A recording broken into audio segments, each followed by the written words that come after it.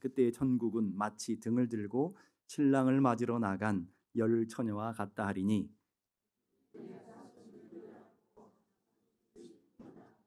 미련한 자들은 등을 가지되 기름을 가지지 아니하고 슬기 있는 자들은 그릇에 기름을 담아 등과 함께 가져갔더니 신랑이 더디 오므로 다 졸며 잘세.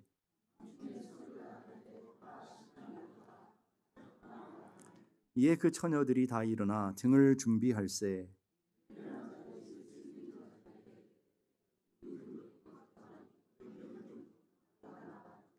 슬기 있는 자들이 대답하여 이르되 우리와 너희가 쓰기에 다 부족할까 하노니 차라리 파는 자들에게 가서 너희 쓸 것을 사라 하니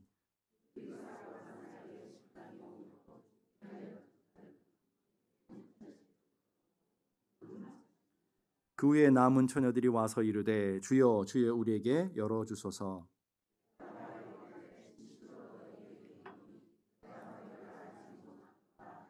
다 같이 그런즉 깨어 있으라 너는 그날과 그때를 알지 못하느니라. 아멘.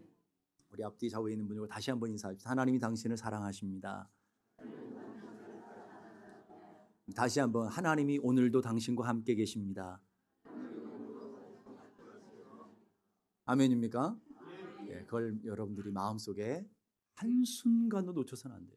하나님 나를 사랑하고 계시. 어떤 상황, 어떤 인생의 문제, 어떤 환란이 닥쳐도 하나님 나를 미워해서 주시는 것이 아니고 나를 사랑하시기 때문에 주어지는 과정들이며, 그리고 여러분의 삶의 자리에 여러분 홀로 당하는 고난과 환란이 아니라 하나님이 반드시 너를 떠나지도 버리지도 않으시며 너희와 함께 하시겠다고 하시는 분명한 약속과 그 하나님의 언약을 여러분이 믿는 귀한 은혜가 있기를 간절히 바랍니다. 러시아의 유명한 소설가인 도스토옙스키라는 분이 있는데 그분이 28살 때 실제로 사형 선고를 받았어요. 사형 집행 시간이 정해졌고 자기에게 남은 시간이 딱 5분이었어요. 5분들을 어떻게 쓰나 그랬더니 보니까 형장에 같이 끌려온 사람들과 인사를 나누는데 2분, 그리고 내가 살아왔던 땅과 하늘을 쳐다보면서 땅과 하늘을 바라볼 때 1분, 그리고 자신의 인생을 곰곰이 돌아보며 정리하는데 2분. 5분이 금방 지나가는 거예요. 5분 금방 지나지 않겠습니까? 그 5분 시간 동안, 그 긴 것 같은 5분 시간 지나는 동안에 덕덕 하면서 총이 장전되는 소리가 들리는 거예요. 아, 이젠 죽었구나. 이젠 끝이구나. 그럴 때 갑자기 한 병사가 흰 손수건을 들면서 멈추시오 그러면서 한국말로 한 게 아니고 러시아로 멈추시오 그러고 이렇게 와서 그 사형 집행을 멈췄어요. 예, 황제의 특사령이 내려서 모든 사람들이 살게 된 귀한 은혜가 있었다고 합니다. 그래서 도스토옙스키가 많은 문학 작품을 남겼는데 그분이 평생을 살아가면서 마음에 한순간도 잊지 않았던 생각이 있대요. 그건 뭐냐면 지금 세상을 떠나면 어디로 갈 것인가 하는 것을 한순간도 뇌리에서 떠나본 적이 없었다. 이 마지막 그때의 경험을 보면서 아, 내가 언제든지 죽을 수 있구나, 언제든지 갈 수 있구나 하는 것을 단 한순간도 놓치지 않았었다. 그 마음을 갖고 살아갔다라는. 여러분 어떠신가요? 지난 한 주간을 살아오면서 나는 천년만년 살 거야. 나는 인생에 죽음은 없어. 내 인생에 뭐 나는 만사형통이야.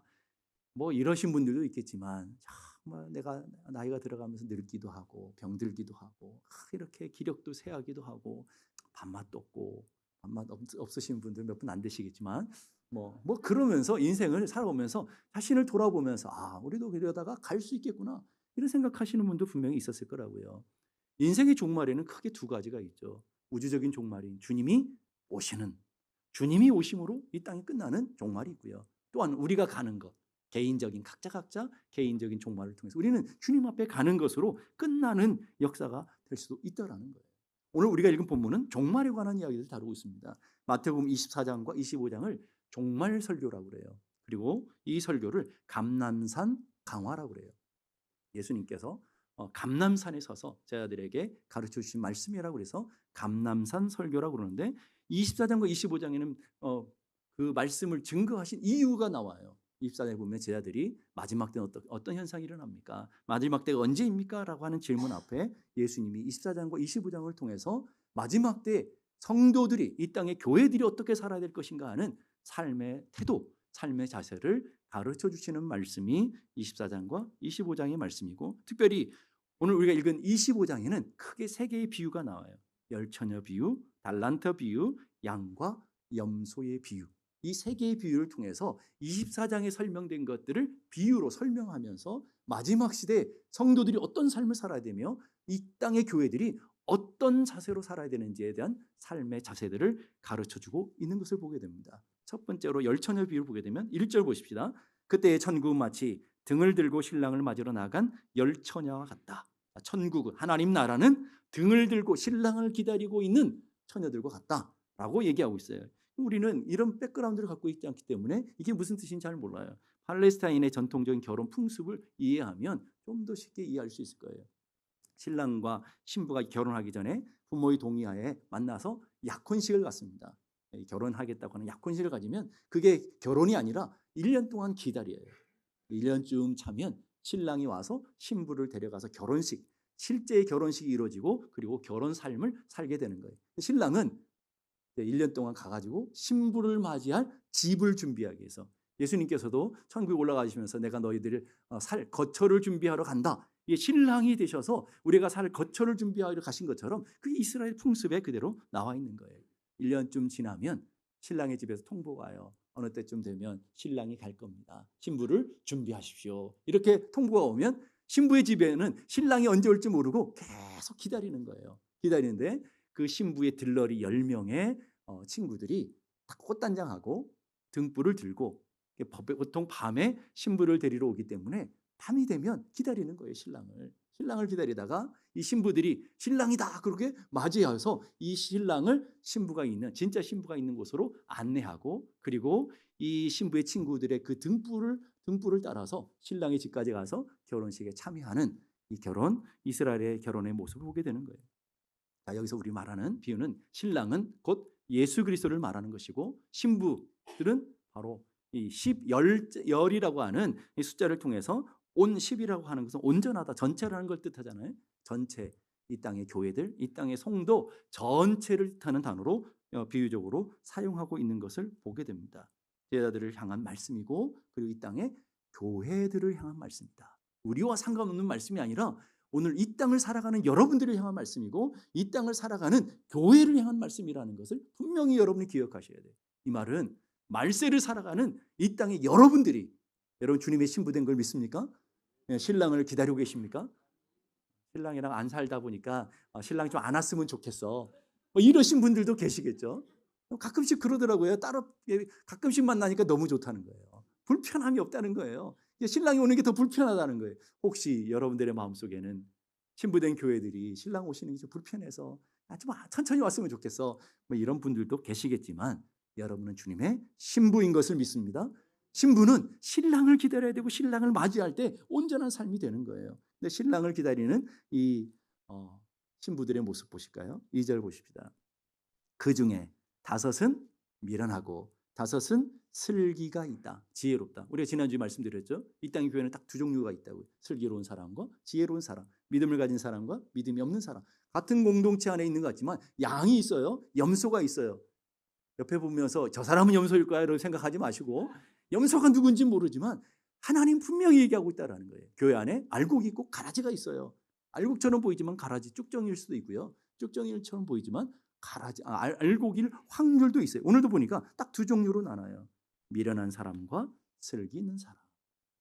자, 그럼 미련한 사람과 슬기 있는 예수님의 기준이 도대체 뭐냐라는 거예요. 3절 보니까 미련한 자들은 등을 가지되 뭐는 없어요? 기름은 없어요. 그러나 슬기 있는 자들은 그릇에 기름을 예비하고 등불을 켜고 준비하고 있다. 자, 그러면 예수님이 생각하시는 슬기로운 자와 그리고 지혜로운 자의 차이점은 뭐였어요? 등에 있지 않다라는 말이에요. 기름을 준비했느냐, 기름을 준비하지 못했느냐라는 거예요.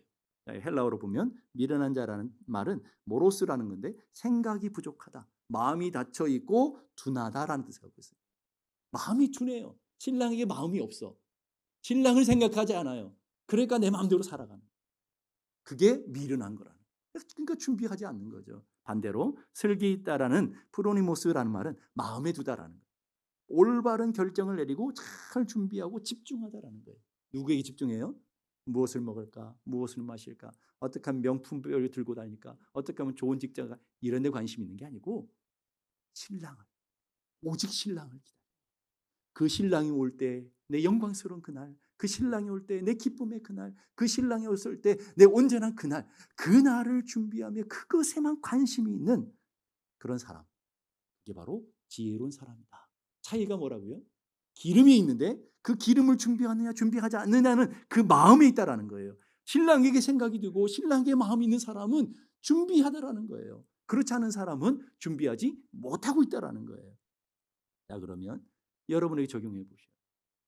여러분 지난 한 주 동안 예수님을 죄하러 묵상하며 그분이 정말 주 예수여 어서 오시옵소서, 마라나타 주 예수여 빨리 오십시오 라고 신랑을 기다리셨습니까? 아니면 주님 진짜 이제 오면 안 돼요, 나 큰일 나요, 이 모양 이 꼴로 주님을 볼 수가 없어요, 이런 마음이라도 갖고 있는 사람은 잘 지혜로웠던 사람이에요. 아예 무슨 말인지도 모르고 막 그냥 여러분 생겨먹은 대로 그냥 막 살다가 오신 분들 분명히 있을 거라고요.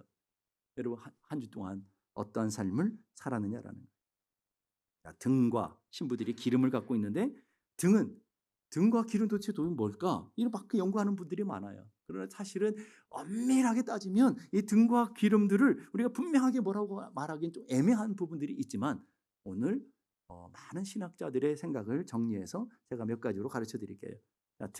등과 기름인데 기름의 차이가 뭐냐면 기름은 성령이라고 하는 사람도 있고 우리의 믿음의 행위라고 하는 사람도 있고 참된 믿음이라고 하는 사람들도 있어요.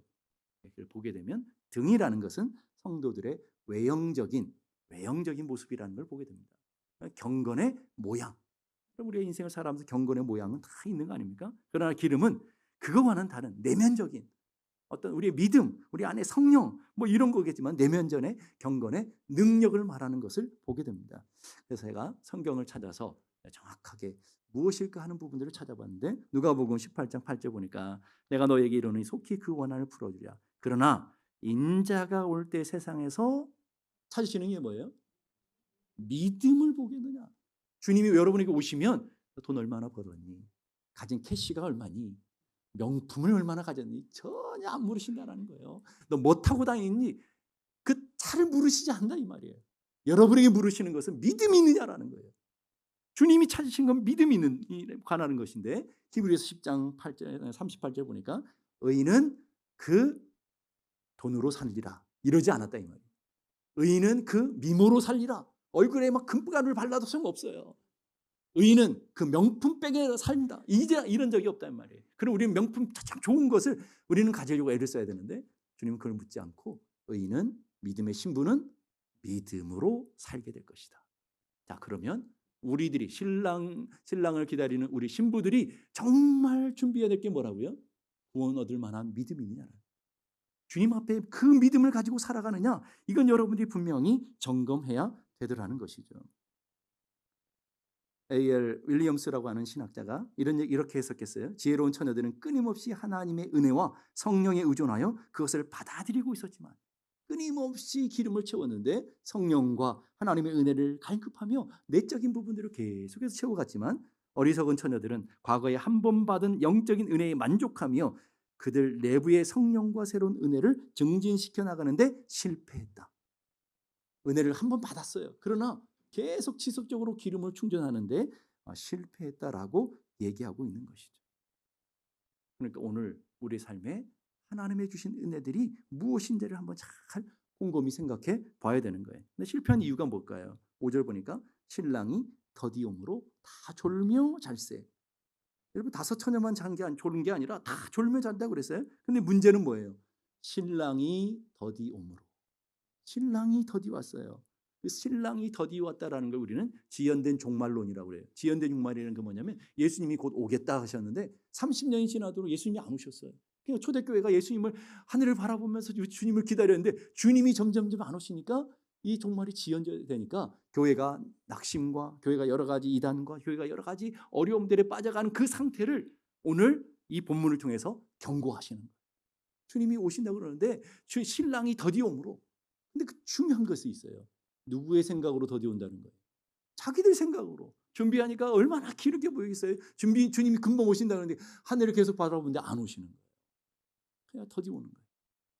그런데 주님은 주님의 때에 오시는 거예요. 우리가 기다린 때에 오시는 게 아니라 우리가 준비된 때에 오는 게 아니라 이게 문제라는 거예요. 우리가 완벽하게 준비하고 주님 오십시오 그러면 주님이 그래 하고 오시면 아무런 문제가 있지 않아요. 근데 주님이 때 오시더라. 신랑이 올 때 오신다는 거예요. 우리가 기다린 때가 아니라 이게 문제라. 근데 신랑이신 예수님은 주님의 자기 때에 왔어요. 신부가 기다릴 때 더디 왔다라고 생각하지 신랑은 제때 왔더라는 거예요. 그러다 보니까 기다리던 신부들은 힘이 들고 또 경계심이 또 사라지게 되고 느긋해지고 또 게을러지게 되는 거죠. 그때의 모습을 누가복음 17장에는 잘 표현해주고 있어요. 이 땅에 종말을 경험했던 두 가지 사건이 있어요. 하나는 물 심판을 통해서 노아의 홍수 때 물 심판을 통해서 온 땅이 죽임을 당하고, 두 번째는 불 심판. 물 가운데 지나갈 때, 불 가운데 지나갈 때 다 그런 의미가 있는 거잖아요. 그러니까 불 심판을 통해 소돔과 고모라가 완전히 심판당할 때, 그때 두 번의 종말을 경험했던 역사적인 사건이 있다 이 말이에요. 근데 놀라운 것은 노아의 때, 롯의 때 하나님이 때를 알려줬어요, 안 알려줬어요? 미리 다 알려주셨다. 그게 언젠지 모르지만 반드시 홍수가 날 것이고 반드시 이 땅을 심판하실 거다 가르쳐 줬어요. 노아 때도 그리고 소돔과 고모라 때도 마찬가지. 사람들은 뭐예요? 믿지 않았다라는, 준비하지 않았다라는. 근데 놀라운 건 성경이 이렇게 말해요. 그때를 설명해주면서 누가복음 17장이 이렇게 말해요. 노아의 때와 롯의 때처럼 사람들이 먹고 마시며 장가들고 사고 팔며 집을 짓고 그렇게 살았다라는 거예요. 제가 말씀드렸던 이 내용들은 다 뭐예요? 먹고 무엇을 먹을까? 무엇을 마실까? 무엇을 입을까? 어디 가서 재미를 볼까? 어떻게 큰 집을 살까? 어떻게 큰 차를 탈까? 어떻게 하면 장사를 해서 돈을 많이 벌까? 어디서 많이 보는 것 같지 않습니까? 우리가 살아가는 시대의 관심이 영적인 신랑에게 관심이 있지 않아요. 자녀들을 잘 교육시켜서 성공시키려고 그러고 이 땅에서 먹는데 명품 그런 데 관심이 있고, 어떤 사람들은 아침 그 돈가스 하나 먹으려고 말이에요. 돈가스 하나 문을 열 때 11시까지 기다리는데 언제부터 기다리냐면 그 전날 11시부터 기다려요. 여러분 이 세상에 그 돈가스 하나 먹으려고 그게 뭔데? 아무거나 좀 먹으면 어때요? 여러분 그게 200~300m 기다리면서 300m 줄 서가지고 기다리는 그 장관이 벌어지는 일들이 이 세상에 일어나고 있다. 사람들의 관심이 먹는 것, 마시는 것, 명품, 뭐를 타는지, 어디에 사는지, 집을 짓고 그리고 돈을 많이 벌어서 빨리 은퇴해서 놀러 다니고, 이 세상의 사람들의 관심이 그렇게 되어 있다 이 말이에요. 여러분 노아의 때랑 롯의 때랑 우리가 살아가는 때랑 뭐가 달라요? 오히려 더 심각하지 않습니까? 노아의 때는 그렇게 줄 서서 먹지 않았을 거라고요. 우리가 살아가는 시당이 훨씬 더 심각한 시대에 살아가고 있는데, 주님 뭐예요? 2000년 전에 오신다고 그러는데 이미 2000년 세월이 지났어요. 이제는 우리는 말세 지마를 산다고 그러잖아요. 마지막 중에 마지막인데도 불구하고 이 땅의 사람들이 다 그렇게 살고 있다 하는 것이죠. 그런데 보니까 주님은 이미 약속하셨어요. 13절 보니까 그때를 알지 못한다. 마태복음 24장 50절에도 생각하지 않는 날, 알지 못하는 시각, 이 땅의 교회들이 알지 못하는 거예요. 생각하지 못하는 거예요. 그때에 주님은 오신다라는 거예요. 그러다 보니까 사람들이 느긋해져요, 게을러져요, 경계심이 사라져요. 나타나는 누가복음 21장 34절 보십시다. 너희는 스스로 조심하라. 그렇지 않으면 세 가지가 나와요. 우리의 경계가 무너지면 세 가지. 하나는 방탕함, 두 번째는 술 취함, 세 번째는 생활의 염려. 이게 오늘 우리 현상 아닙니까? 수많은 사람들이 염려하는데 하나님 나라와 하나님 의를 위해서 염려하시는 분들 계셔요. 어떻게 하면 단기 선교에서 복음을 잘 증거할까? 염려하지 않아요. 어떻게 하면 좋은 것 먹고 좋은 집 살까? 방탕함. 나는 그렇게 방탕하지 않습니다. 여기 뭐 교회까지 오신 분들이 뭐 그렇게 방탕하게 살겠습니까? 그런데 마음에 두 가지 마음 품고 살아가는 게 방탕이다. 하나님을 잊어버리고 살아가는 삶이 방탕함이라는 거예요. 여러분 술 취하지 않잖아요. 이러면 쫄리는 분도 계실지 모르겠지만, 네? 우리는 술 취한 문제가 아니라 세상에 취해서 세상의 쾌락과 세상의 즐거움에 빠져 살아가는 시대를 살고 있다 이 말이에요. 생활의 염려, 자녀들에 대한 염려, 그리고 여러분이 무엇을 먹을까에 대한 염려, 물질에 대한 염려, 건강에 대한 염려, 수많은 염려에 사로잡혀 살잖아요. 그게 문제가 아니라 그 다음에가 문제예요. 그러면 마음이 둔해지더라. 영적으로 민감해서 하나님의 뜻을 깨닫고 하나님의 음성을 듣고 하나님의 말씀을 듣고 믿음으로 담대하게 살아가야 될, 영적으로 깨어 있어야 될 영적인 민감성을 잃어버리게 되는 거예요. 둔해지는 거예요. 이런 성경에도 그럴 사람이 있나 보다. 난 아니겠지. 이렇게 듣는 거예요. 여러분 매일 상을 차려놓고 여러분을 초대하잖아요. 새벽기도 차려놓고 수요일 저녁 차려놓고 요즘 성령 집회 찾아놓고 다 와서 여러분 뜨겁게 기도하시고 뜨겁게 말씀 듣고 하나님이 주신 은혜로 무장하십시오. 그래도 뭐라 그래요? 에이, 한 사람들 하겠지. 둔감해지는 거예요. 목사님 맨날 사순절은 맨날 하니까 매일 하는 것처럼 둔감해지는 거예요. 그러다 보니까 어떻게 되냐면 뜻밖의 그날이 어떻게 된다고요? 덫이 된다. 덫에 걸리면 다 죽는 거죠. 덫과 같이 주님 오시는 날은 신부에게 가장 영광스러운 날이고 이 땅을 살아가는 교회의 가장 영광스러워 가장 복된 날이에요. 동일하지 않는 신앙. 이 땅의 교회들 가장 영광스러운 날이 언제예요? 주님 오시는 날. 우리가 주님 앞에 가는 날. 가장 영광스럽고 가장 복된 그날 아닙니까 여러분? 아멘입니까? 우리는 그걸 위해 살아가는 거예요 여러분. 그날을 소망하며 그날을 영광을 바라보며 살아가는 하나님의 백성들인데 그날이 덫과 같이 임한다고 생각해 보세요. 그날이 죽음의 날인 거예요. 그날이 멸망의 날이라고 생각해 보세요. 얼마나 비참해. 어리석은 다섯 처녀 처음에 등불이 불이 잘 켜져 있다고요. 지혜로운 처녀에만 등불이 켜져 있는 게 아니에요 여러분. 근데 놀라운 것은 진짜 결정적인 신랑이 오실 때에 기름이 떨어져 버리는 거예요. 기름이 떨어져 버리는 거예요. 처음부터 안 탄 게 아니라고요. 시간이 가다 보니까 차츰차츰 둔해지게 되는 것이고 정작 신랑이 왔을 때는 기름이 떨어져 버려요. 이게 오늘 이 땅의 교회들, 이 땅의 성도들의 모습일 수 있다라는 거예요. 난 열심히 기도했어요. 과거를 보게 되니까 과거에 얼마나 믿음들이 좋았는지 왜 요즘은 안 하는지 몰라요. 왜 과거에는 그렇게 뜨거웠는데 왜 요즘은 안 뜨거운 거예요? 과거는 왜 기도를 많이 했는데 요즘은 기도를 하지 않는 거예요. 그거로 안 된다라는 거예요 여러분. 자동차, 여러분 좋은 자동차를 샀어요. 자동차 가스를 한번 딱 넣었어요. 풀로 넣었어요. 며칠이나 가겠어요? 여러분 어떻게 하시죠 그러면? 계속 계기판을 확인하잖아요. 계기판을 확인하면서 야 이제 가서 넣어야 돼. 이제 큰일 나. 그리고는 가서 가스를 계속 충전한다 이 말이에요. 여러분 가스는 충전하면 계기판을 보는데 왜 여러분의 믿음에 가는 길은 확인하지 않느냐라는 거예요. 여러분의 가는 길을 왜 점검하지 않느냐라는 거예요. 여러분의 믿음이 정말 주님이 이 밤에 오셨을 때 정말 구원받을 만한 믿음이 있는지 없는지를 왜 확인하지 않느냐 이 말이에요. 이게 가장 중요한 여러분의 생명과 걸려 있는데 왜 그것은 이 본질의 문제들은 관심이 없느냐라는 거예요. 처음부터 안 그러지 않았다. 살다 보니까 둔해서 세상의 염려와 세상의 즐거움과 세상의 쾌락이 더 좋은 거예요. 상노도 권사도 그러다가 실족하고 넘어가는 일들이 얼마나 많은지 몰라요. 놀라운 분명한 사실이 있어요. 변하지 않는 진리가 있어요. 신랑은 반드시 온다라. 변하지 않는 진리. 신랑은 반드시 와요. 6절 보세요. 밤중에 소리가 나되 보라 신랑이로다 맞으러 나오라. 신랑이 반드시 와요. 내 생각대로 안 오는 거지. 내 시간에 안 오는 거지. 신랑은 반드시 오더라는 거예요. 8절 보니까 미련한 자들이 슬기 있는 자들에게 이르되 우리의 등불을 꺼져가니 너의 기름을 좀 나눠달라 하거늘. 무슨 말이에요? 나 좀 도와줘. 너 갖고 있는 믿음 좀 나한테 좀 팔아줘. 너 믿음 나한테 좀 빌려줘. 그런데 빌려줄 수 있는 게 아니라 기억하셔야 돼요. 여러분이 구원 얻는 믿음은 각자일 거예요.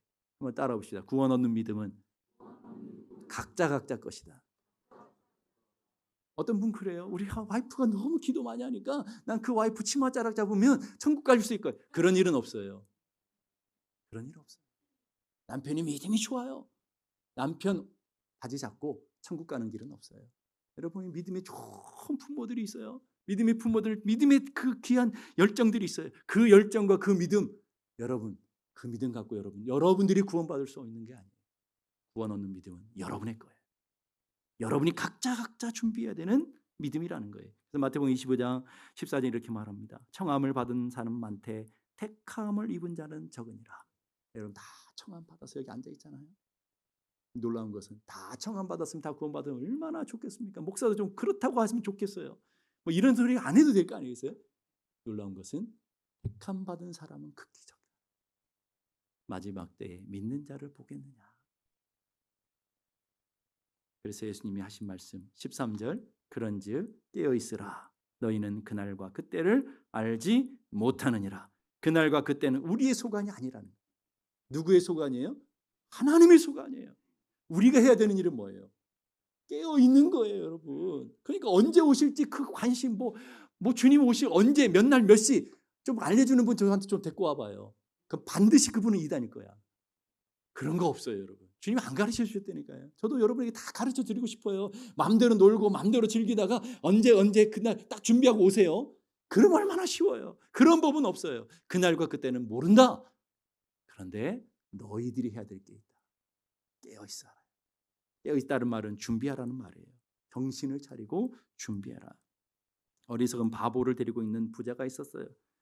어느 날 부자가 바보를 불러놓고는 자기 아끼던 지팡이를 딱 주면서 야, 너보다 더 바보를 만나면 이 지팡이를 줘라. 몇 년이 지났는데 그 부자가 병들었다는 소식을 듣고 이 바보 종이 열심히 쫓아갔어요. 아픕니까? 그랬더니 내가 아마도 오래 못 살 것 같다. 어디로 가시는데요? 저 다른 세상으로 가게 될 것이다. 언제 오시는데요? 아마 돌아오지 못할 거야. 이렇게 쭉 얘기하는데 그 어리석은 종이 주인에게 물었대요.